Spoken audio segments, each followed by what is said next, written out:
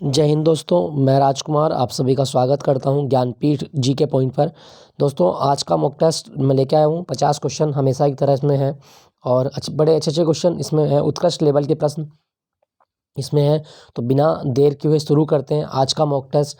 इससे पहले 14 mock test मैंने अपलोड किए हैं, उनको आप देखिए। बहुत कुछ नॉलेज जानने को मिलेगी आपको जीके के इस सेशन में। तो चलिए शुरू करते हैं आज का मॉक टेस्ट। क्वेश्चन संख्या वन की तरफ चलते हैं। क्या कहा गया है क्वेश्चन संख्या वन में?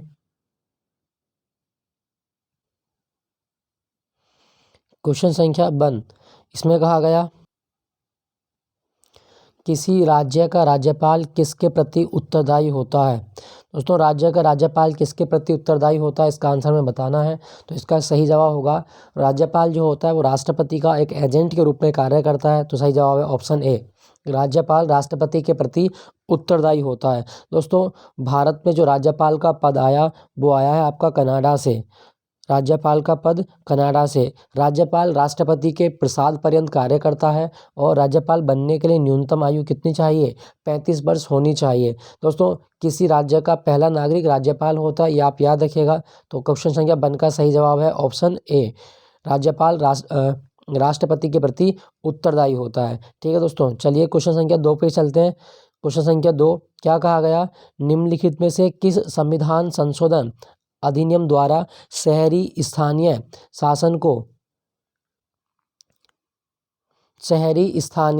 स्वशासन को संवैधानिक दर्जा प्रदान किया गया था? देखो शहरी पूछा है इन्होंने, दो का सही जवाब होगा, मतलब नगर निगम की बात हो रही है। जवाब होगा 73वां संविधान संशोधन के द्वारा शहरी स्थानीय निकायों की स्थापना की गई। 74वें संविधान संशोधन के द्वारा नगर निगमों की स्थापना भारत में की गई है। ठीक है दोस्तों, अगर आपसे पूछा जाए कि कौन सी अनुसूची ऐसी है जो शहरी स्थानीय स्वशासन से संबंधित है, तो 12वीं अनुसूची में नगर निगम जो है उनका उल्लेख किया गया है। ठीक है दोस्तों, चलिए यहाँ पे कुछ ऑप्शन में लिखा गया आपका 73वां संविधान संशोधन। पंचायती राज संस्थान को जो संवैधानिक दर्जा मिला था वो 73वें संविधान संशोधन के द्वारा मिला। पंचायती राज संस्थान 73वें संविधान संशोधन लिखा हुआ है। 92वां संविधान संशोधन, दोस्तों 92वां संविधान संशोधन 2003 में हुआ था और इसके द्वारा हमारे संविधान की 8वीं अनुसूची में 4 भाषाएं जोड़ी गई, बोडो, डोगरी, मैथिली और संथाली। बोडो, डोगरी, मैथिली और संथाली भाषाएं हमारे संविधान की 8वीं अनुसूची में जोड़ी गई थी। क्वेश्चन संख्या तीन की ओर चलते हैं। क्या कहा गया? निम्नलिखित में से कौन मुद्रास्फीति के कारण लाभ की स्थिति में होते हैं? दोस्तों मुद्रास्फीति में जो लाभ की स्थिति बनती है वो कब होती है? तो तीन का सही जवाब होगा, एक तो ऋणी और दूसरे होते हैं आपके व्यापारी वर्ग। ऋणी और व्यापारी वर्ग मुद्रास्फीति के कारण लाभ की स्थिति में होते हैं। सही जवाब होगा ऑप्शन सी, ऋणी और व्यापारी वर्ग। अगले क्वेश्चन की ओर चलते हैं। क्वेश्चन संख्या चार, मनुष्य में ब्लू बेबी सिंड्रोम किसकी अधिकता के कारण होता है? दोस्तों यदि पेयजल में नाइट्रेट का संदूषण है तो उसकी अधिकता से होगा ब्लू बेबी सिंड्रोम। सही जवाब होगा ऑप्शन डी, नाइट्रेट की अधिकता से ब्लू बेबी सिंड्रोम होता है। मुख्यतः बच्चों में होता है और इसमें नाखून, जीभ ये जो होती हैं ये सब नीली पड़ने लगती हैं। ठीक है दोस्तों, अगला है आपका पारा। दोस्तों पारे की मात्रा पानी में बढ़ने से कौन सा रोग होगा? तो पारे की मात्रा बढ़ने से होता है मीनामाटा रोग। ये पारे के संदूषण से होता है, ये आप याद रखिएगा। मीनामाटा जो शहर है वो जापान का शहर है जहाँ पे सबसे पहले ये रोग फैला था। उसके बाद में आपका कैडमियम, दोस्तों कैडमियम के प्रदूषण से होने वाला रोग है इटाई। कैडमियम के प्रदूषण से होने वाला रोग इटाई, ये भी आप याद रखिएगा। आर्सेनिक लिखा गया है, आर्सेनिक की अधिकता से ब्लैकफुट रोग हो जाता है। ब्लैकफुट रोग आर्सेनिक की अधिकता से हो जाता है। तो ब्लू बेबी सिंड्रोम किससे होता है? नाइट्रेट की अधिकता से होता है। ठीक है दोस्तों, सही जवाब होगा ऑप्शन डी, नाइट्रेट की अधिकता। अगला क्वेश्चन संख्या 5, इसमें कहा गया पीयूष ग्रंथि का नियंत्रक कौन सा है? पीयूष ग्रंथि, इसे मास्टर ग्रंथि कहा जाता है और मास्टर ग्रंथि को भी कंट्रोल कौन सी ग्रंथि करती है? सही जवाब होगा ऑप्शन बी, हाइपोथैलेमस। हाइपोथैलेमस को मास्टर का मास्टर भी कहा जाता है। हाइपोथैलेमस जो ग्रंथि है ये अग्र मस्तिष्क में होती है। अग्र मस्तिष्क पीयूष ग्रंथि से निकलने वाले हार्मोन का संश्लेषण करती है हाइपोथैलेमस हमारे शरीर में भूख, प्यास, नींद और ताप का केंद्र भी होती है। ताप को नियंत्रित करने का काम भी करती है हाइपोथैलेमस। दोस्तों एक चीज़ मैं बता दूं, क्या आप बता सकते हैं कि भूख हार्मोन कौन सा होता है? बिल्कुल आप याद रखिएगा, ग्रेलिन हार्मोन। ग्रेलिन हार्मोन, इसे हम भूख हार्मोन कहा जाता है। इसे भूख हार्मोन कहा जाता है। ग्रेलिन हार्मोन को भूख हार्मोन, भूख लगने पर कौन से हार्मोन की मात्रा बढ़ती है? वो है ग्रेलिन हार्मोन। अगला, हाइपोथैलेमस के अतिरिक्त आप चीज़ें याद रखिएगा। पीनियल ग्रंथि मानव की तीसरी आंख कहा जाता है। तीसरी आंख, ये हमारे माथे पे वहाँ पर होती है जहाँ पे टीका लगाया जाता है या बिंदी लगती है, वहाँ पे होती है पीनियल ग्रंथि। इसे मानव की तीसरी आंख कहा जाता है, याद रखिएगा। उसके बाद में आपका थायराइड ग्रंथि। थायराइड ग्रंथि का दूसरा नाम है Adam's apple. Adam's apple thyroid ग्रंथि का नाम है। आयोडीन की कमी होने से इसमें सूजन आ जाती है, जिससे कौन सा रोग हो जाता है? घेंगा रोग हो जाता है। आयोडीन की कमी से थायराइड ग्रंथि सूज जाती है। उसके बाद में लिखा हुआ है एड्रिनल ग्रंथि। एड्रिनल ग्रंथि, इसको हम 3F ग्रंथि भी बोलते हैं। 3F ग्रंथि भी बोलते हैं, याद रखिएगा, एड्रिनल ग्रंथि। ठीक है दोस्तों, चलिए अगले क्वेश्चन की ओर चलते हैं। इंडियन लीग किसके द्वारा स्थापित की गई? दोस्तों, इंडियन लीग की स्थापना 1845 के आसपास हुई है और ये शिशिर कुमार घोष ने की थी। शिशिर कुमार घोष, इंडियन लीग की स्थापना। ये शिशिर कुमार घोष वही हैं जिन्होंने एक पत्रिका स्टार्ट की थी, अमृत बाजार पत्रिका। अमृत बाजार पत्रिका राष्ट्रवादी पत्रिका थी और ये किसने शुरू की थी? शिशिर कुमार घोष। चलिए क्वेश्चन संख्या 7 की ओर चलते हैं। बड़ा इंपॉर्टेंट क्वेश्चन है। भारत में दास प्रथा पर प्रतिबंध लगाने की अनुशंसा कब की गई? तो भारत में दास प्रथा पर प्रतिबंध लगाने की अनुशंसा कब हुई थी? तो 7 का सही जवाब होगा ऑप्शन बी। 1843 में दास प्रथा का अंत किया गया। दोस्तों, दास प्रथा का अंत किसने किया था? रिचर्ड एलन ब्रो ने। रिचर्ड एलन ब्रो ने भारत में दास प्रथा का अंत किया था, याद रखिएगा, रिचर्ड एलन ब्रो। ठीक है दोस्तों, दास प्रथा अधिनियम 1843 में लाया गया था। अगला क्वेश्चन, क्वेश्चन संख्या 8। बेलोड्रम का संबंध किस खेल से है? दोस्तों, बेलोड्रम क्या होता है? साइकिलिंग का जो मैदान है, साइकिलिंग की जो ट्रैक है, उसे बेलोड्रम कहा जाता है। सही जवाब होगा ऑप्शन डी, साइकिलिंग। दोस्तों, हम बात करें घुड़सवारी, घुड़सवारी के खेल का मैदान होता है एरिना। एरिना घुड़सवारी का मैदान। उसके बाद में आपका गोल्फ, गोल्फ का जो मैदान है उसको ट्रैक कहा जाता है, सॉरी ट्रैक नहीं, कोर्स कहा जाता है। गोल्फ का मैदान कोर्स कहलाता है। ठीक है दोस्तों, याद रखिएगा। अच्छा, विश्व साइकिल दिवस कब होता है? तो 3 जून को हर साल विश्व साइकिल दिवस मनाया जाता है, 3 जून। ठीक है दोस्तों, 3 जून साइकिलिंग दिवस, याद रखिएगा। अच्छा, एक चीज़ मैं आपको और बता दूं, बेसबॉल, बेसबॉल के खेल का मैदान क्या कहलाता है? तो बेसबॉल के खेल का मैदान कहलाता है डायमंड। डायमंड, बेसबॉल के खेल का मैदान डायमंड कहलाता है, ये भी आप याद रखिएगा। ठीक है दोस्तों, एक चीज़ मैं आपको और बता दूं, रग्बी, रग्बी का जो मैदान होता है उसको क्या बोलते हैं हम? रग्बी के मैदान को पिच बोला जाता है। ठीक है दोस्तों, चलिए अगले क्वेश्चन की ओर। क्वेश्चन संख्या 9। मेंडलीव द्वारा बनाया गए आवर्त सारणी में दीर्घ आवर्त की संज्ञा किस आवर्त को दी गई है? तो मेंडलीव का कौन सा आवर्त है जिसे दीर्घ आवर्त कहा जाता है?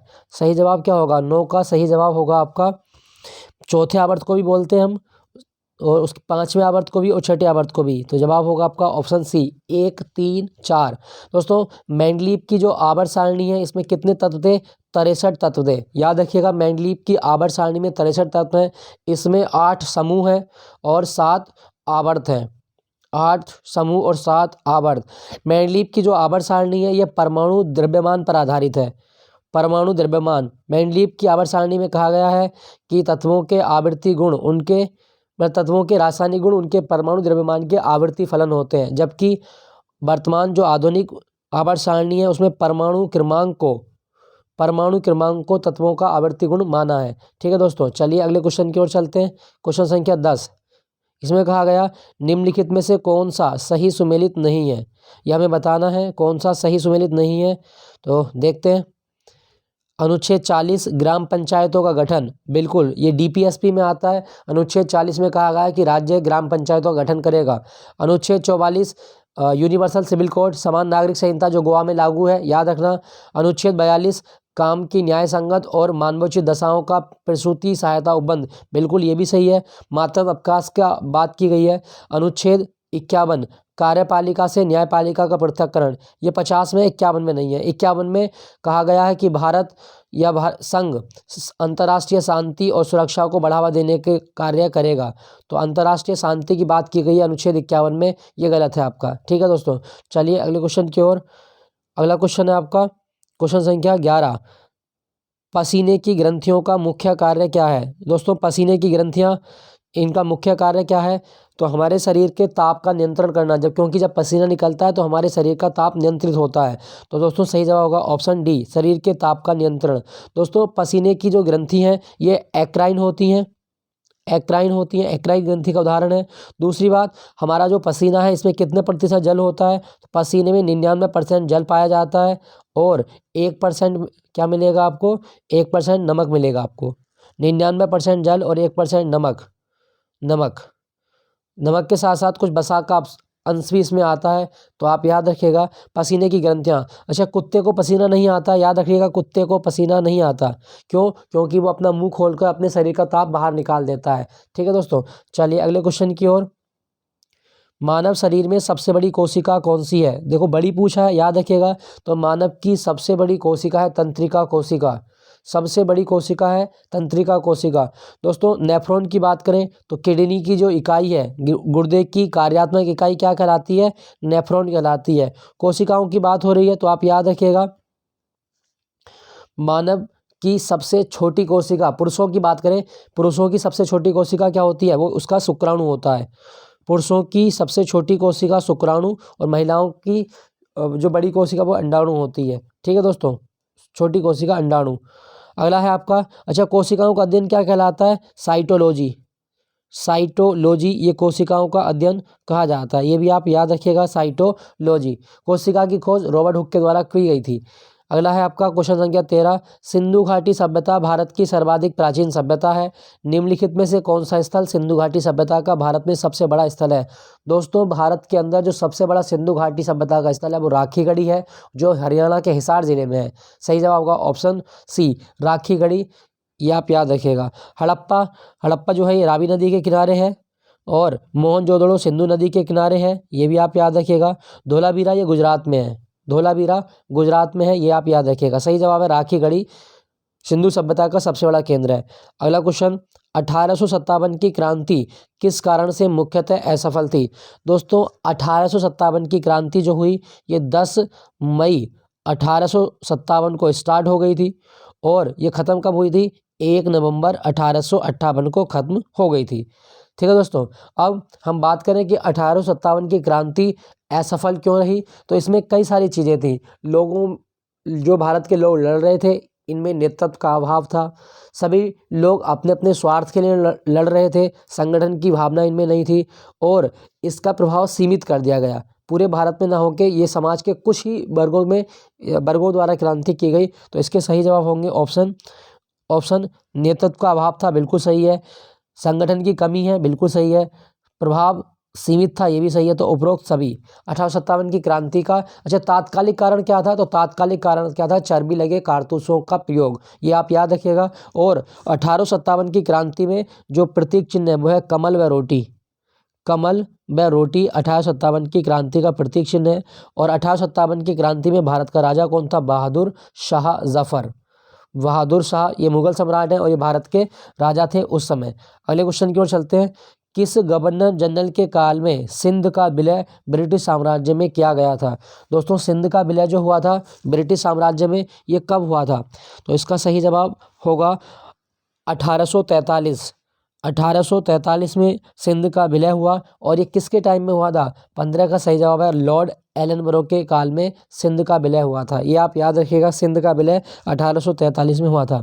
अगले क्वेश्चन की ओर चलते हैं, इसमें कहा गया है इनसाइडर ट्रेडिंग का संबंध है। इनसाइडर ट्रेडिंग का संबंध किससे है? 16 का सही जवाब क्या होगा? दोस्तों शेयर बाजार को क्या कहा जाता है? इनसाइडर ट्रेडिंग कहा जाता है, शेयर बाजार। ठीक है दोस्तों एशिया का सबसे पुराना शेयर मार्केट कौन सा है? Bombay stock exchange. Bombay stock exchange जो 1875 में बना था, याद रखना। और इसका सूचकांक क्या कहलाता है? सेंसेक्स कहलाता है।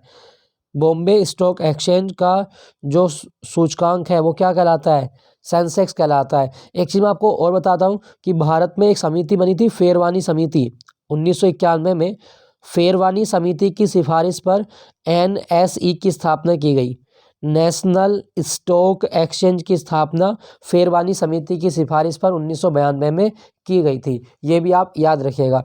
अगला क्वेश्चन, एल के झा समिति का संबंध किससे है? दोस्तों एल के झा समिति भारत में बनी थी अप्रत्यक्ष कर में सुधार को लेकर। तो सही जवाब होगा आपका कर सुधार के लिए है, अप्रत्यक्ष कर में। ठीक है दोस्तों, चलिए अगले क्वेश्चन की ओर। अच्छा, जीएसटी के बारे में याद रखना, जीएसटी कैसा कर है? अप्रत्यक्ष कर है। और जीएसटी दिवस कब होता है? 1 जुलाई को होता है। ठीक है दोस्तों, भारत में जो जीएसटी मॉडल है ये कनाडा से लिया गया है। और जीएसटी के कितने कंपोनेंट हैं?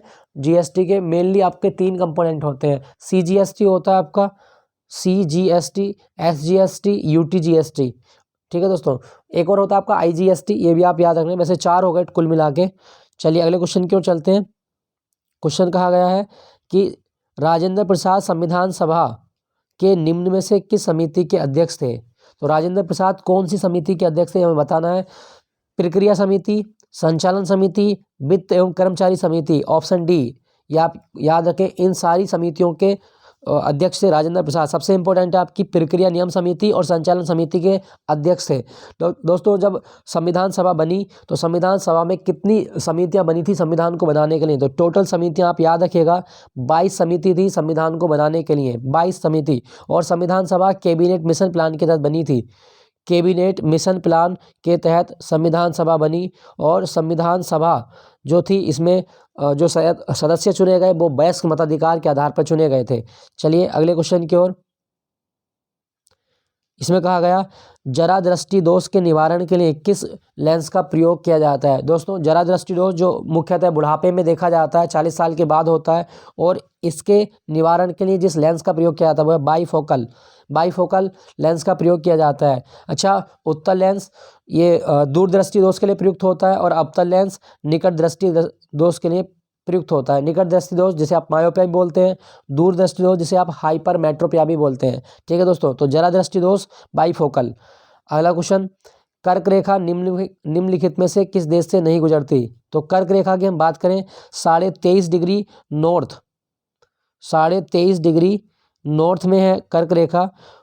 नॉर्थ में कितने देशों से गुजरती है? तो दोस्तों कर्क रेखा दुनिया के 18 देशों से गुजरती है। इन ऑप्शन के अनुसार कर्क रेखा कौन से देश से नहीं गुजरती? ब्राजील से नहीं गुजरती। ब्राजील, ये आप याद रखिएगा, ब्राजील से कर्क रेखा नहीं गुजरती। दोस्तों ब्राजील जो है यहाँ पर वन मिलेंगे अमेजन वर्षा वन, अमेजन वर्षा वन। और अमेजन वर्षा वनों को धरती का फेफड़ा कहा जाता है। धरती का फेफड़ा किसे कहा गया है? अमेजन वर्षा वन धरती का फेफड़ा कहलाते हैं। ठीक है दोस्तों ब्राजील का एक शहर है रियो। और रियो शहर में वर्ष 1992 में सबसे पहला पृथ्वी सम्मेलन हुआ था। सबसे पहला पृथ्वी सम्मेलन वर्ष 1992 रियो में हुआ था, याद रखने का इसके बारे में।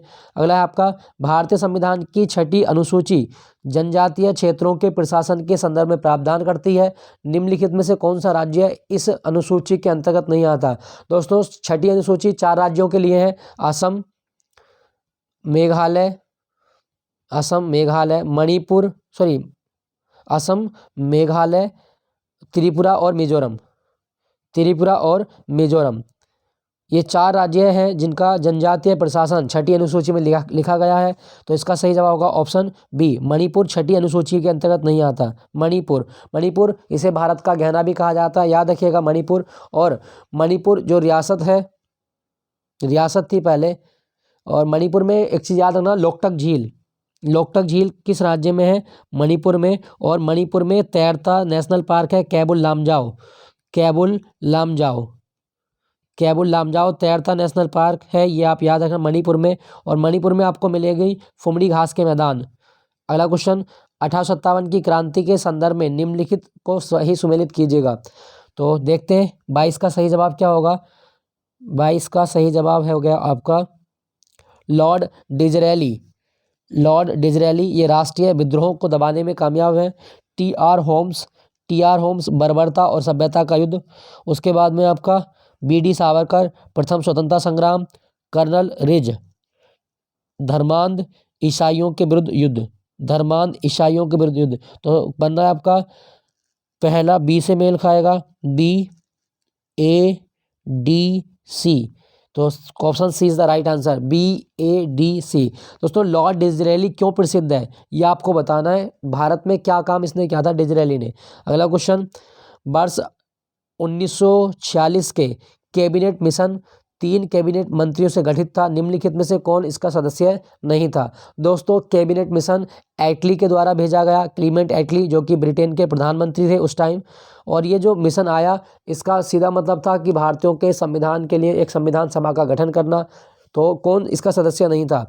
पैंथिक लॉरेंस सदस्य थे, स्टेफोर्ड क्रिप्स इसके सदस्य थे, एबी अलेक्जेंडर इसके सदस्य थे, लेकिन जॉन साइमन कैबिनेट मिशन का सदस्य नहीं था। जॉन साइमन गलत जवाब है। 23 का सही जवाब होगा option B. Cabinet mission plan के सही संविधान सभा का गठन हुआ था। याद रखना 3 सदस्य थे। 1946 में आया था कैबिनेट मिशन प्लान। कौन से प्रधानमंत्री ने भेजा था? एटली ने भेजा था। ठीक है दोस्तों, चलिए अगले क्वेश्चन की ओर। निम्नलिखित में से कौन सी जलधारा प्रशांत महासागर की ठंडी जलधारा है? तो प्रशांत महासागर की ठंडी जलधारा है इसमें वो है आपकी हम्बोल्ट की धारा। दोस्तों हम्बोल्ट की धारा को पेरू की धारा भी कहा जाता है, पेरू की धारा भी कहा जाता है, और ये प्रशांत महासागर की ठंडी जलधारा है। ठीक है दोस्तों, चलिए कमेंट में लिख के बताइएगा अगुलहास की धारा ये कौन से महासागर की गर्म जलधारा है? अगुलहास की धारा कौन से महासागर की गर्म जल धारा है? अगले क्वेश्चन की ओर चलते हैं। सिकंदर किसका समकालीन था? दोस्तों सिकंदर मकदूनिया से भारत में आया था, और ये किसका समकालीन माना जाता है? सिकंदर घनानंद का समकालीन था, घनानंद। और सिकंदर और पोरस के बीच युद्ध हुआ था, झेलम का युद्ध। झेलम का युद्ध ये आप याद रखिएगा, झेलम को बितस्ता भी कहा जाता है। झेलम का युद्ध सिकंदर और पोरस के बीच भी हुआ था। ठीक है दोस्तों, घनानंद। अगले क्वेश्चन की ओर चलते हैं। क्वेश्चन संख्या 26। गया अधिवेशन 1922 में किस परिवर्तनवादी नेताओं ने अपना त्यागपत्र दे दिया?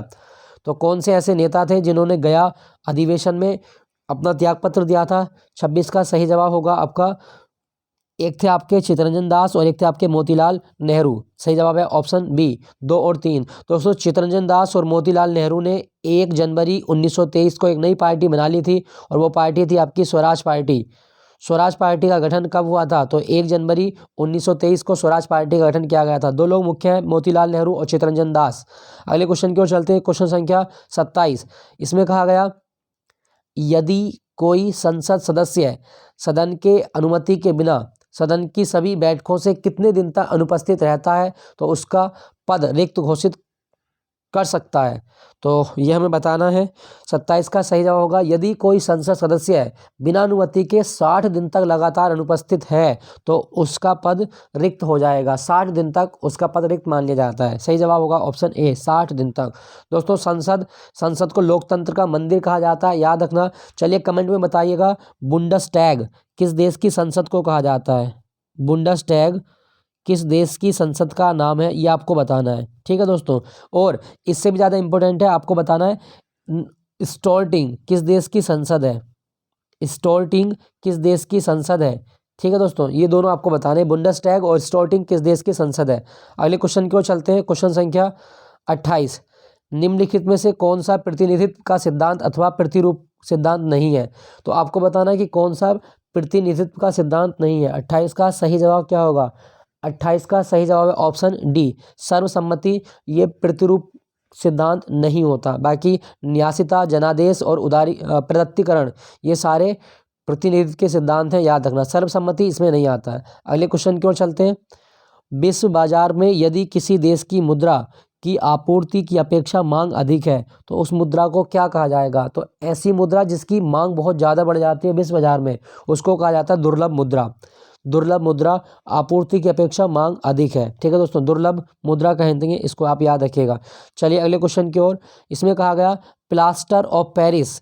प्लास्टर ऑफ पेरिस रासायनिक रूप से क्या होता है? दोस्तों calcium sulphate hemihydrate. Calcium sulphate hemihydrate को प्लास्टर ऑफ पेरिस कहा जाता है। तो जल का आधा अणु होगा 30 को में, जहाँ पर भी देखें जल का आधा अणु, देखो यही है 30 का बी खंड, बिल्कुल सही है। Plaster of Paris calcium sulphate hemihydrate. अगला क्वेश्चन, मानव शरीर में पित्त का निर्माण कहाँ होता है? तो मानव शरीर में जो पित्त बनता है वो बनता है आपका यकृत में, यकृत या लीवर। दोस्तों हमारे शरीर की सबसे बड़ी ग्रंथि लीवर है। यूरिया का निर्माण लीवर में होता है, यूरिया का निर्माण लीवर में होता है। और अत्यधिक शराब पीने से लीवर के कूफर सेल खराब हो जाते हैं, कूफर कोशिकाएं खराब हो जाती हैं, आप याद रखिएगा इनके बारे में। ठीक है दोस्तों, मैक्सिमम रीजनरेटिव पावर लीवर में होती है, ये भी आप याद रखेंगे। और एक चीज़ मैं आपको बता दूं, यहाँ पे लिखा गया आपका अग्नाशय। अग्नाशय में आपको लैंगरहैंस की दीपिकाएं मिलेंगी, और लैंगरहैंस की दीपिकाएं में से बीटा सेल्स होती हैं। बीटा सेल्स, बीटा कोशिकाओं से एक हार्मोन निकलता है, वो है इंसुलिन हार्मोन। इंसुलिन हार्मोन कहाँ से निकलता है? अग्नाशय से निकलता है। ठीक है दोस्तों, ये आप याद रखिएगा। अगला है आपका आमाशय या पेट, जिसको बोलते हैं। पेट में एक अम्ल बनता है HCl अम्ल, और HCl अम्ल पाचन में सहायक होता है, इसे हाइड्रोक्लोरिक अम्ल भी कहा जाता है। सही जवाब होगा पित्त का निर्माण यकृत में होता है। ठीक है दोस्तों, चलिए अगले क्वेश्चन की ओर। निम्नलिखित में से कौन सा असत्य फल है? कौन सा असत्य फल है? दोस्तों, असत्य फल वे फल होते हैं जो थैलस से विकसित होते हैं। थैलस, जो थैलस से विकसित होते हैं उनको असत्य फल कहा जाता है। तो कौन से असत्य फल है? तो सेब और नाशपाती, इसके अतिरिक्त काजू भी असत्य फल का उदाहरण है, ये भी आप याद रखिएगा। ऐसे फल जो फूल से विकसित ना होकर थैलस से विकसित होते हैं उनको असत्य फल कहा जाता है। दोस्तों, सेब, नाशपाती और काजू असत्य फल के उदाहरण हैं। दोस्तों, यहाँ पे लिखा गया आपका सेब। सेब में कौन सा अम्ल होता है? मैलिक अम्ल होता है। सेब में कौन सा अम्ल होता है? मैलिक अम्ल, ये आप याद रखिएगा। दूसरा, केला अनुसंधान केंद्र भारत में कहाँ पर है? तो केला अनुसंधान केंद्र तमिलनाडु का एक शहर है त्रिची। त्रिची में मिलेगा केला अनुसंधान केंद्र, ये आप याद रखना, केला अनुसंधान केंद्र त्रिची। दूसरा, अंगूर अनुसंधान केंद्र पूछा जाए आपसे कभी, तो अंगूर अनुसंधान केंद्र मिलेगा आपको पुणे में। अंगूर अनुसंधान केंद्र पुणे। और अनार अनुसंधान केंद्र कहाँ पर है? तो अनार अनुसंधान केंद्र है आपका, अनार अनुसंधान केंद्र ये है आपका सोलापुर में। अनार अनुसंधान केंद्र सोलापुर। दोस्तों, एक चीज़ और याद रखना, फलों की बात हो रही है तो पोमोलॉजी क्या है? पोमोलॉजी, फलों का अध्ययन पोमोलॉजी कहा जाता है, पोमोलॉजी। ठीक है दोस्तों, अंगूर के बारे में विटीकल्चर भी याद रखना। विटीकल्चर, अंगूर की खेती करना क्या कहलाता है? विटीकल्चर, अंगूर की खेती होती है, विटीकल्चर। ठीक है दोस्तों, एक चीज़ मैं आपको और बता दूं, जो फल मीठे होते हैं इनकी मिठास का कारण एक शुगर होती है, फ्रक्टोज।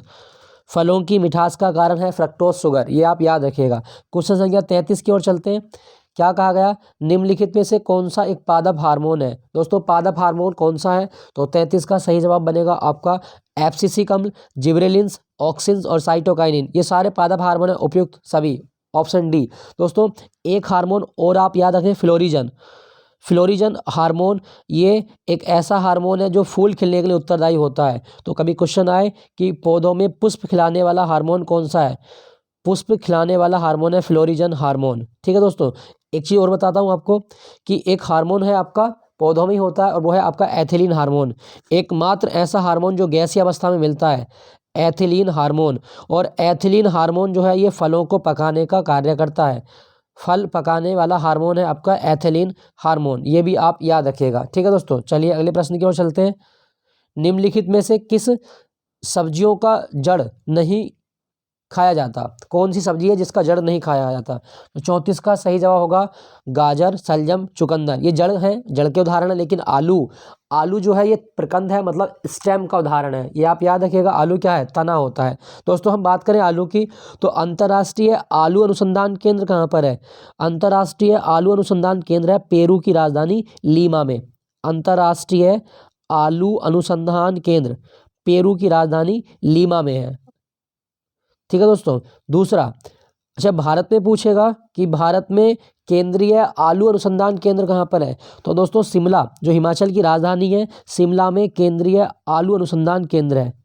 शिमला में केंद्रीय आलू अनुसंधान केंद्र है, ये भी आप याद रखना, केंद्रीय आलू अनुसंधान केंद्र। और उत्तर प्रदेश का कहाँ पर है? तो उत्तर प्रदेश का मेरठ में है। दूसरा, दोस्तों, आलू में हरे रंग की गांठ बनती है, क्यों बनती है? तो आलू में हरे रंग का होना ये सोलोनिन के कारण होता है, सोलोनिन, ये भी आप याद रखिएगा। ठीक है दोस्तों, तो आलू जो है वो जड़ नहीं है, क्या है? तना है। इसके अतिरिक्त हल्दी तना होती है, प्याज तने का उदाहरण है, अदरक तने का उदाहरण है, ये भी आप याद रखिएगा। हल्दी, तना, और एक और है आपकी प्याज, लहसुन, ये भी आप याद रखिएगा। ठीक है दोस्तों, चलिए अगले क्वेश्चन की ओर चलते हैं। सल्फ्यूरिक अम्ल बनाने की संपर्क विधि में किसका उपयोग उत्प्रेरक के रूप में होता है? दोस्तों सल्फ्यूरिक अम्ल की संपर्क विधि में प्लेटिनम का चूर्ण उत्प्रेरक के रूप में प्रयोग किया जाता है। तो सही जवाब होगा ऑप्शन बी सल्फ्यूरिक अम्ल। इसका सूत्र क्या होता है? H2SO4। H2SO4 जो आपकी बैटरी होती है ना, सीसा संचायक बैटरी, उनमें कौन सा अम्ल होता है? तो बैटरियों में सल्फ्यूरिक अम्ल का प्रयोग किया जाता है। सल्फ्यूरिक अम्ल को किंग ऑफ केमिकल भी कहा जाता है। सल्फ्यूरिक अम्ल किंग ऑफ केमिकल, ये भी आप याद रखना। किंग ऑफ केमिकल किसे कहा जाता है? सल्फ्यूरिक अम्ल को किंग ऑफ केमिकल भी कहा जाता है। ठीक है दोस्तों, अगले क्वेश्चन की ओर चलते हैं। अगला क्वेश्चन क्या है? आवेग, ये मतलब सूची 1 को सूची 2 से मिलान करना है। तो आवेग का मात्रक क्या होता है? दोस्तों आवेग का मात्रक है न्यूटन सेकंड। Newton second. कार्य का मात्रक क्या होता है? तो कार्य का मात्रक है आपका जूल।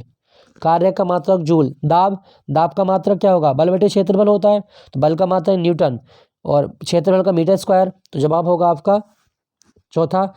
बल का मात्रक न्यूटन, बल का मात्रक न्यूटन। आवेग का मात्रक, आवेग का मात्रक न्यूटन सेकंड। कार्य का मात्रक जूल। दाब का मात्रक न्यूटन प्रति मीटर स्क्वायर और बल का मात्रक न्यूटन। दोस्तों कार्य कैसी राशि है? तो कार्य W बराबर F.S होता है। F.S होता है। तो बल भी सदिश राशि और विस्थापन भी सदिश राशि, दो सदिश राशियों का डॉट गुणनफल हमेशा अदिश होता है। तो मतलब कार्य कैसा है? अदिश राशि होती है। याद रखिएगा कार्य अदिश राशि है। ठीक है दोस्तों, बल, बल का मात्रक न्यूटन होता है। बल एक सदिश राशि है। ठीक है दोस्तों, चलिए अगले क्वेश्चन की ओर। अच्छा, दाब का मात्रक एक और भी होता है पास्कल। दाब का एक और मात्रक है पास्कल। अगला क्वेश्चन, लोलक की काल अवधि निर्भर करती है। दोस्तों लोलक का जो टाइम पीरियड है वो कितना होता है? वो है T बराबर 2π√L/G। तो लोलक का जो आवर्त काल है वो लंबाई पर और उसके ग्रेविटी पर डिपेंड करता है। इसका सही जवाब होगा आपका ऑप्शन बी, लंबाई पर डिपेंड करता है लोलक का आवर्त काल। सही जवाब है ऑप्शन बी, 37 का सही जवाब। चलिए अगले क्वेश्चन की ओर। अच्छा, सेकंड लोलक कितने टाइम का टाइम ड्यूरेशन होता है? तो सेकंड लोलक का जो टाइम पीरियड है वो होता है आपका 2 सेकंड का। याद रखना, सेकंड लोलक 2 सेकंड। अगला क्वेश्चन की ओर चलते हैं। प्रकाश की प्रकृति होती है। दोस्तों प्रकाश की प्रकृति कैसी होती है ये हमें बताना है। तो प्रकाश की प्रकृति कण के समान भी है और तरंग के समान भी है। सही जवाब होगा तरंग एवं कण दोनों के समान होती है। Option C is the right answer, दोनों के समान होता है। दोस्तों एक चीज मैं आपको और बता दूं, जो प्रकाश है, प्रकाश का वेग कितना होता है? प्रकाश का वेग होता है 3 × 10⁸ मीटर पर सेकंड। और इस वेग को सबसे पहले मापा था रोमर ने। ठीक है दोस्तों, रोमर के द्वारा मापा गया। प्रकाश जिस छोटे से छोटे कण से मिलकर बना होता है उसे फोटोन कहा जाता है। ठीक है दोस्तों, ये भी आप याद रखिएगा। और प्रकाश निर्वात में भी गमन कर सकता है, ये भी आप याद रखें। एक चीज मैं आपको और बता दूं, जो हमारी आंखें हैं ये सबसे ज्यादा संवेदनशील है आसमानी रंग के प्रति। मानव की आंखें सबसे ज्यादा संवेदनशील है कौन से रंग के प्रति? आसमानी रंग के प्रति। चलिए अगले क्वेश्चन की ओर। निम्नलिखित में से कौन सा कथन असत्य है, ये हमें बताना है। भगवान महावीर राष्ट्रीय उद्यान, जिसको मोलम राष्ट्रीय उद्यान भी कहा जाता है, कहाँ पर है ये? तो ये गोवा में है। तो ये बिल्कुल सही है। गोवा भारत का सबसे छोटा राज्य है। इसकी राजधानी पणजी है और पणजी मांडोवी नदी पर है, ये भी आप याद रखिएगा। रानी झांसी मरीन नेशनल पार्क, तो ये कहाँ पर है आपका? अंडमान निकोबार, ये भी सही है। मॉलिंग, मॉलिंग नेशनल पार्क ये अरुणाचल में है, तो ये भी सही है। इंटांकी नेशनल पार्क मणिपुर नहीं, इंटांकी नेशनल पार्क नागालैंड में है। कहाँ पर है? नागालैंड में। इसका सही जवाब होगा ऑप्शन डी। नागालैंड कब बना था? तो 1 दिसंबर 1963 को नागालैंड बना था। 1 दिसंबर 1963 को नागालैंड। इसकी राजधानी कोहिमा है और नागालैंड की जो भाषा है वो है आपकी अंग्रेजी। नागालैंड की भाषा है आपकी अंग्रेजी। अच्छा, भारत में पहला नेशनल पार्क कौन सा था? तो वर्ष 1936 में एक नेशनल पार्क बना था, Hailey National Park. Hailey National Park, और हैली नेशनल पार्क को ही आज के समय जिम कॉर्बेट नेशनल पार्क या रामगंगा नेशनल पार्क भी कहा जाता है। ये उत्तराखंड में है, ये आप याद रखिएगा। Jim Corbett national park Uttarakhand. अगले क्वेश्चन की ओर चलते हैं। निम्नलिखित में से सही सुमेलित नहीं है। घास के मैदान दिए हैं, तो डाउन्स घास के मैदान कैसे हैं? दोस्तों डाउन्स जो घास के मैदान है, अच्छा सही सुमेलित नहीं बताना है आपका। तो डाउन्स घास के मैदान कैसे हैं? उष्णकटिबंधीय घास के मैदान नहीं, डाउन्स ऑस्ट्रेलिया के शीतोष्ण घास के मैदान है, तो ये गलत हो जाएगा आपका। स्टेपीज शीतोष्ण में, बिल्कुल सही है। सेल्वा उष्णकटिबंधीय, ये भी सही है। टैगा शीतोष्ण कटिबंधीय, ये भी सही है। तो डाउन्स घास के मैदान कैसे हैं? डाउन्स घास के मैदान ऑस्ट्रेलिया के शीतोष्ण घास के मैदान है। ठीक है दोस्तों, चलिए अगले क्वेश्चन की ओर। अच्छा, पुस्टास घास के मैदान किस देश में मिलते हैं, ये आपको बताना है। और क्वांटो घास के मैदान कहाँ पर मिलते हैं, ये भी आपको बताना है। क्वांटो और पुस्टास घास के मैदान कहाँ मिलते हैं। चलिए अगले क्वेश्चन की ओर। बांध दिए हैं और नदी पूछी गई है। अलमाटी बांध, दोस्तों माटी कौन खाते थे, कृष्ण खाते थे, तो कौन सा होगा, बिल्कुल कृष्णा नदी, बिल्कुल सही है। गांधी सागर बांध चंबल नदी पर, ये भी सही है, चंबल को बीहड़ की नदी भी कहा जाता है। सरदार सरोवर बांध नर्मदा नदी पर, ये भी सही है। इडुक्की बांध कावेरी नदी पर, नहीं, इडुक्की बांध पेरियार नदी पर है, केरल में पेरियार नदी। ठीक है दोस्तों, चलिए अगले क्वेश्चन की ओर चलते हैं फिर। अच्छा, कमेंट में लिख के बताइएगा भारत में उकई बांध कहाँ पर है, उकई बांध कहाँ पर है। चलिए अगला क्वेश्चन, निम्नलिखित में से कौन सा स्थल अवरुद्ध देश है। तो स्थल अवरुद्ध देश ऐसे देश होते हैं जो चारों ओर से भूमि से घिरे होते हैं। तो जवाब होगा स्थल अवरुद्ध देश कौन सा है, हंगरी एक स्थल अवरुद्ध देश है और ये यूरोप महाद्वीप में आता है, यूरोप महाद्वीप। हंगरी की मुद्रा याद रखना फॉरिंट, हंगरी की मुद्रा फॉरिंट है। यूक्रेन की राजधानी कीव है और इसकी मुद्रा को हर्बीनिया कहा जाता है, इसकी मुद्रा को क्या कहा जाता है, हर्बीनिया कहा जाता है। रोमानिया की मुद्रा है ल्यू और इसकी राजधानी है बुखारेस्ट और बुडापेस्ट में अंतर है। बुखारेस्ट रोमानिया की है और बुडापेस्ट हंगरी की है। बेल्जियम इसकी राजधानी ब्रुसेल्स इसकी राजधानी है। ठीक है दोस्तों, तो दुनिया में कितने स्थल अवरुद्ध देश हैं, तो दुनिया में स्थल अवरुद्ध देश है 45, ये भी आप याद रखें। कजाकिस्तान दुनिया का सबसे बड़ा स्थल अवरुद्ध देश है, कजाकिस्तान दुनिया का सबसे बड़ा स्थल अवरुद्ध देश है। चलिए क्वेश्चन बताइएगा, एक देश आपका लेसेथो किस महाद्वीप का स्थल अवरुद्ध देश है। ठीक है दोस्तों, चलिए अगले क्वेश्चन में, भारतीय उपमहाद्वीप में कृषि के प्राचीनतम साक्ष्य कहाँ से प्राप्त हुए हैं। तो कृषि के प्राचीनतम साक्ष्य लुहरा देव से प्राप्त हुए हैं, लुहरा देव, ये भी आप याद रखें, कृषि के प्राचीनतम साक्ष्य। ठीक है दोस्तों, चलिए अगले क्वेश्चन की ओर चलते हैं। सिंधु घाटी सभ्यता में मिट्टी से बने हल्के प्रतिरूप किस जगह से मिले। दोस्तों हल का प्रतिरूप कहाँ से मिला, सही जवाब होगा आपका ऑप्शन बी, बनवाली से मिले हैं। सिंधु घाटी सभ्यता ये कांस्य युगीन सभ्यता है, ये आप याद रखिएगा, कांस्य युगीन सभ्यता। दोस्तों राखीगढ़ी ये भारतीय उपमहाद्वीप में सिंधु सभ्यता का सबसे बड़ा स्थल है एरिया वाइज। सुरकोटदा घोड़े के अस्थि पंजर मिले हैं, सुरकोटदा से, गुजरात में ही जगह है घोड़े के अस्थि पंजर। धोलावीरा सिंधु सभ्यता का एकमात्र नगर जो 3 भागों में बटा हुआ था वो है धोलावीरा, याद रखिएगा, धोलावीरा गुजरात में है। तो इसका सही जवाब होगा, हल्के साक्ष्य कहाँ से मिले थे, बनवाली से मिले हैं। अगला क्वेश्चन, 6वीं सदी में प्रारंभ में भारत का सबसे शक्तिशाली नगर कौन सा था। दोस्तों 6वीं शताब्दी में भारत का सबसे शक्तिशाली नगर था मगध, जिसकी राजधानी थी पाटलिपुत्र और राजगिरी और पाटलिपुत्र ये मगध की राजधानी थी, याद रखिएगा। दोस्तों एक बौद्ध ग्रंथ है अंगुत्तर निकाय, और अंगुत्तर निकाय के अनुसार भारत में कितने महाजनपद थे, तो अंगुत्तर निकाय के अनुसार भारत में 16 महाजनपद थे, याद रखना 16 महाजनपद की बात की गई है भारत में। चलिए अच्छा, कमेंट में बताइएगा ऐसे 2 महाजनपद कौन से थे जिनमें गण राज्य था, गणतंत्र था। जैन धर्म में भगवान महावीर के ज्ञान प्राप्ति को क्या कहा जाता है। दोस्तों जैन धर्म भारत का सबसे साक्षर धर्म, भारत का सबसे नगरीकृत धर्म है, और जैन धर्म में परम ज्ञान को क्या कहा जाता है, तो परम ज्ञान कहलाता है केवल्य जैन धर्म में। ठीक है दोस्तों, एक चीज मैं आपको और बता दूं, जैन धर्म का साहित्य क्या है, जैन धर्म का साहित्य आगम कहलाता है, जैन धर्म का साहित्य आगम। जैन धर्म में कितने तीर्थंकर हुए, 24, और 24वें तीर्थंकरी कौन थे, भगवान महावीर स्वामी। अगले क्वेश्चन की ओर चलते हैं, क्वेश्चन संख्या 47, इसमें कहा गया, क्वेश्चन संख्या 47, लिंगराज मंदिर की नींव डाली थी, तो लिंगराज मंदिर की नींव किसने डाली, 47 का सही जवाब होगा ऑप्शन ए, ययाति केसरी। लिंगराज मंदिर ये उड़ीसा के भुवनेश्वर शहर में है, याद रखिएगा, उड़ीसा का भुवनेश्वर शहर। अच्छा, मंदिरों की बात हो रही है तो आपको 2 बिंदु और बता देता हूं, आपको याद रखना, बेशर, नागर और द्रविड़, ये क्या है, ये मंदिरों की शैलियां हैं। ठीक है दोस्तों, उत्तर भारत के मंदिर जो होते हैं वो नागर शैली में बने होते हैं, दक्षिण भारत के मंदिर द्रविड़ शैली में बने होते हैं। अगले क्वेश्चन की ओर चलते हैं, कांग्रेस के किस अधिवेशन में पहली बार मौलिक अधिकारों से संबंधित प्रस्ताव पारित किया गया था। दोस्तों 1931 की बात है जब कराची अधिवेशन में पहली बार मौलिक अधिकारों का प्रस्ताव पेश किया गया। सरदार पटेल ने इस अधिवेशन की अध्यक्षता की थी, ये आप याद रखिएगा, सॉरी सरदार पटेल ने अध्यक्षता नहीं की थी, सरदार पटेल ने ये प्रस्ताव रखा था। अध्यक्षता किसने की थी? पंडित जवाहरलाल नेहरू ने कराची अधिवेशन की अध्यक्षता की थी 1931 में। ठीक है दोस्तों, अगले क्वेश्चन की ओर। लाहौर अधिवेशन 1929, ये आप याद रखें। पूर्ण स्वराज सेशन है ये हमारा। कांग्रेस जो शब्द है वो अमेरिका की संसद का नाम है कांग्रेस, और कांग्रेस का मतलब था लोगों की भीड़। अगले क्वेश्चन की ओर चलते हैं। हॉट मनी, हॉट मनी का उपयोग किसके लिए किया जाता है? दोस्तों हॉट मनी का मतलब है वह धन जिस धन का प्रवाह एक देश से दूसरे देश में होता है और छोटी अवधि में लाभ कमाने के लिए जिस मुद्रा का प्रयोग किया जाता है उसे हॉट मनी कहा जाता है। मतलब क्या है कि कहीं ना कहीं विदेशी पोर्टफोलियो को आकर्षित करता है, तो ये होगा आपका विदेशी पोर्टफोलियो। हालांकि ये अस्थिर होता है और इससे हमारी जो अर्थव्यवस्था है वो खराब भी हो सकती है। तो हॉट मनी क्या है? एक ऐसी मनी जिसका प्रवाह एक देश से दूसरे देश में होता है और छोटी अवधि के लिए लाभ कमाने में इसका प्रयोग होता है, वो है हॉट मनी।